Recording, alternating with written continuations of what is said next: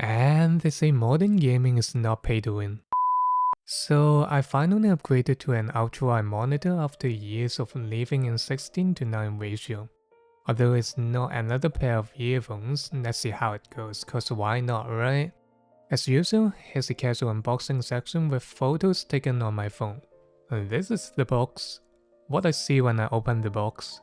A plastic pillar, a metallic stand. Now we combine both by twisting the thing. The real stand, the panel wrapped in plastic, trying to get the monitor out. And that's pretty much it. Where should I start? Let's start with the only problem I have with this monitor first. This stand is gigantic and it occupies almost half of my desk. MSI, if for some reason you're watching, please take a note from Samsung, because that is what I call a good stand. In the process of setting up the monitor, I just learn on the fly, and for someone who's buying this monitor in the future, you may treat it as tips and tricks, something like that. First, if you are unable to get a full screen after setting it to native resolution in NVIDIA control panel, go to Settings, HDMI 2.1 and set it to PC.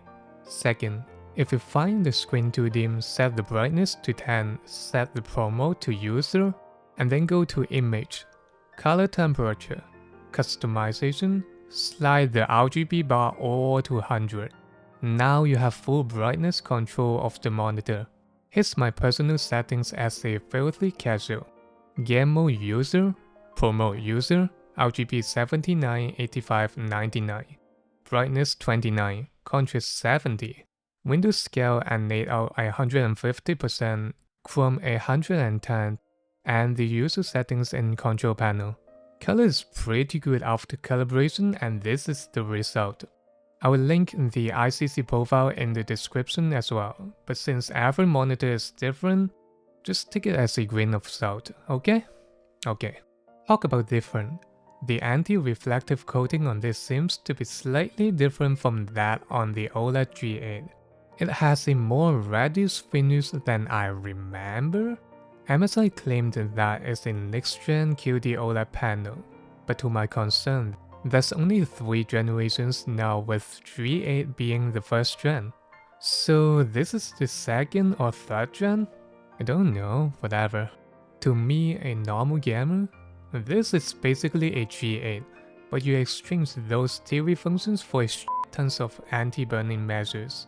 While you can read all of those in the MSI website, I'll conclude with 2 sentences. The panel will do pixel shift to prevent burn-in, and it looks like there's more pixel than native resolution as well. The panel can recognize static elements such as taskbar and icons, dimming them down when they're not active. This is very noticeable to me when I'm typing all this down into a notepad. By the way, I just learned that pixel refresh is not the same as panel refresh. This monitor will do pixel refresh per 4 or 16 hours, and do a panel refresh per 1500 hours. Some people say pixel refresh can degrade an OLED monitor. I don't know about that if MSI is having such a clean guidance on both pixel and panel refresh. Let's see how it goes after 2 years. Overall, I'm pretty satisfied with the upgrade. Ultrawide gives me a sense of having more space to deal with multiple windows. Color-wise, it's very vibrant and comforting after calibration. Black is black, crimson is crimson.